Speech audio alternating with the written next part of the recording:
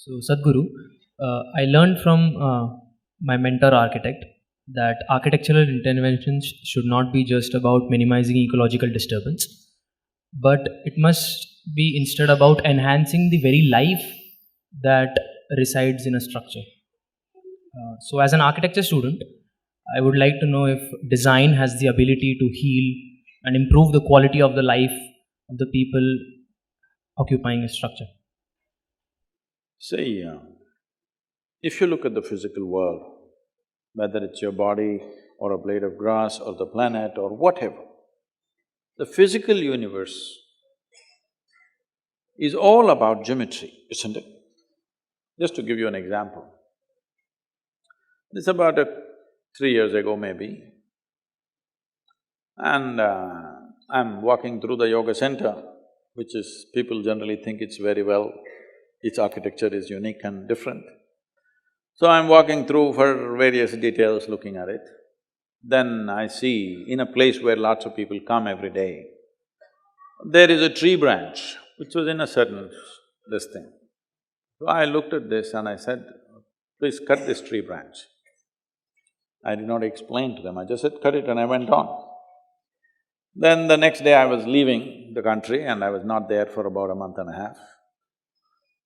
Then after 2 or 3 weeks, they wrote a very apologetic note to me, saying that, Sadhguru, you asked us to cut the tree branch, but we thought, why would Sadhguru want to cut a tree branch? When always I'm talking about, you are not going to cut anything which is not absolutely necessary. We didn't cut it, but the rain and winds came and it fell down. Fortunately, there were no people. If there were people, things would have happened, you know. We're very sorry, we don't know why you asked us to cut. See, how long something stands or how well something functions physically is only a question of geometry. I'm saying even your body. How you sit will determine how long the different parts of your body will last. How you stand, how you walk.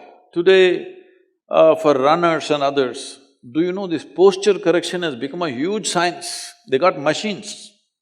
They got all scanning machines which will tell you if you stand like this, how your vertebrae are, how your ribs are, how you… if you do like this, where is your stomach, where is your liver, all this, because if you run the wrong way, you will damage yourself.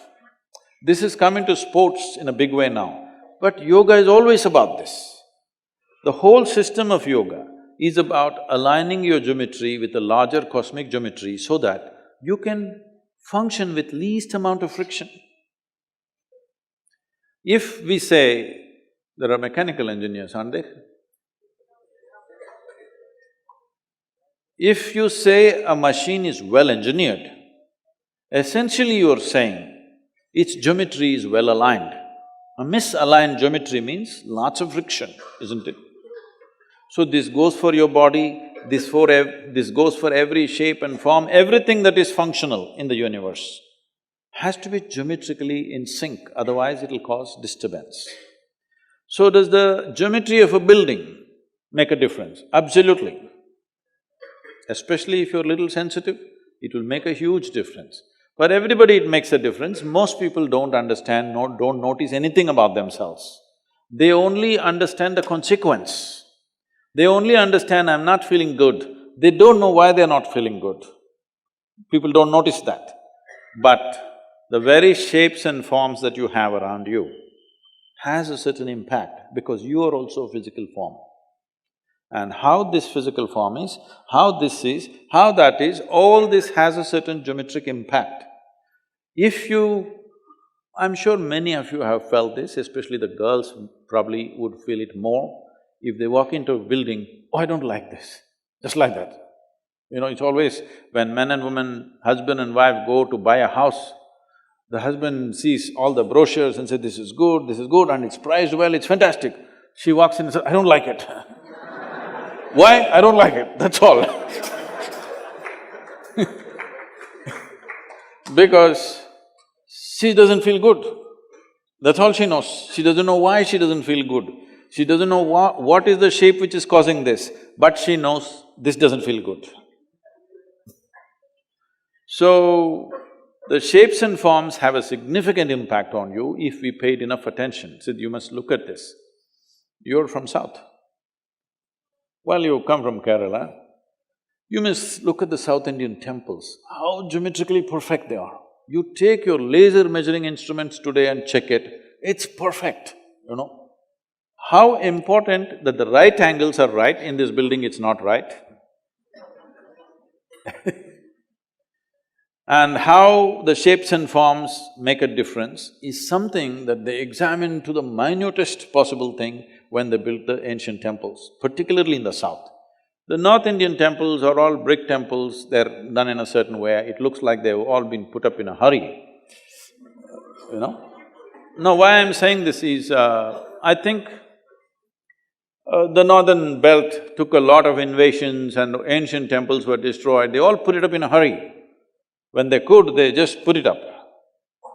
But in South, they took time and engineered it in a certain way, you can feel it, you don't have to believe anything, you just go and sit there, you feel a certain… that space has a certain impact on you. Our home should be built like this, our offices should be built like this. Because it's very important that… see, we know this for plants and animals and everything, the atmosphere in which they live is very important, the habitat, otherwise they won't thrive, isn't it? The same goes for the human being. If you just want to somehow live and die, you can live anywhere. But if you want to thrive, really, then it's important what kind of spaces you live in. There is a whole science to this, which is generally called as agama. People think it's temple building science. It's not about temple building. It was to be built… every human habitation was to be built that way.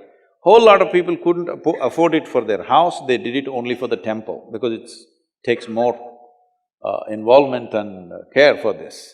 So this is the reason, this is one of the reasons why you Kerala people, no matter what, first thing in the morning, you shower, you go… see, you must understand, only in the south this instruction is still there, in the north it's gone. In south, even today this instruction is there, if you go to the temple, you don't have to pray, you don't have to appeal to some god, you just have to sit there for some time. Have they told you? You must sit there. But what people are doing today is they're just touching their bottom to the floor and going away. That's not the idea. The space has been built with such care, you must sit there and experience this and allow your system to make use of it, because this is a geometry too. The entire system of yoga is just this. The Hatha Yoga is all about correcting your geometry constantly, that if you walk through the world, you will walk through it effortlessly. If your geometry is not right, then you will see every point you will get tangled up. So, architecture in India is right now, except a few, the new architecture that's been done, unfortunately we have a serious mental enslavement. Whatever is done in the Western countries, we're doing it not considering our weather, the temperatures and everything simply. Even our clothing is like that, largely. If you go out of IIT, probably most of you will be wearing a suit, a jacket and a noose around your neck. In 40 degrees temperature, how to wear a jacket?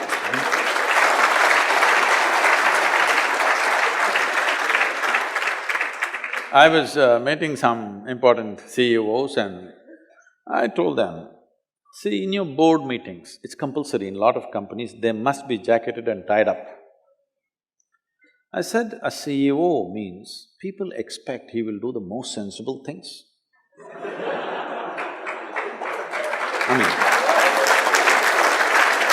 Now we must understand, a large company means people have handed over their own money, their savings, their hard-earned savings to somebody and expect this guy to do the most sensible thing. But this guy wears thick jacket and a tie in 40 degrees temperature. I don't expect this guy to do sensible things.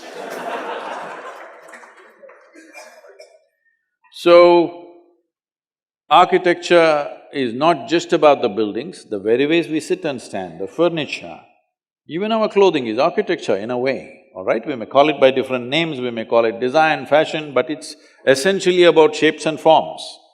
It's very, very important. It's time we bring it, because last 50 years or so, since 1950, since this IIT, we've been in a survival mode, desperately trying to somehow make our people survive in this country. Now we have come to a reasonable levels of well-being, though it's not touch every human being, at least large segments have come to reasonable things. This is the time that we need to look at more sophisticated way of existence. And it's not always expensive, it is not. We can create something very wonderful. You must come and see, we've created buildings. See that, right now I'm telling you the simplest thing. Right now this is a flat roof, I don't know what is this roof outside? A-frame, is it? It's A-frame. So right now, between the roof and the gravity, there is a fight. Going on or no? You may not see the fight, but it's happening. There is tension here. And one day, someday, who do you think will win? The structure or the gravity? Gravity will win. So we created structures which are standing up not because of the strength of the material, but simply because of the perfection of geometry. So it's the gravity which is holding it up, not gravity pulling it down. You must come and see these buildings, they're unique and fantastic. The one thing I'm very proud of that we created, the building is designed to last for at least a minimum of 3,000 to 5,000 years. Because there is no material, they're deteriorating. There's no steel, there is no cement, there's no concrete. It's just burnt brick. See, even if you go to Mohenjo-daro or Harappa or whatever the most ancient civilization, what is it that you find? Burnt clay is the only thing that survived. It's burnt brick and just lime, which is holding the thing up. It's not the strength of the material, it's the perfection of geometry. Unless it's seismologically sensitive area, so we put it on sand beds. So it takes small shocks. Suppose a very major earthquake which opened up the land happened, only then it'll come down, otherwise it'll not come down.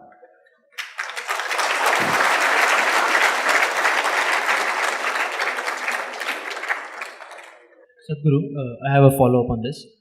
But I think in today's scenario, we have a standard set of codes which are developed by the most premier institutes, and it seems like nobody just wants to take the responsibility of the work that they are doing themselves. They just want to put it on the code. So if the building comes down, they just say that, I followed the code and it was not my fault, and they just don't take the responsibility of it. See, they're trying to do everything by the thumb rule, all right? If you want to do things by thumb rule, you don't need an engineer, an architect, you need a mestri.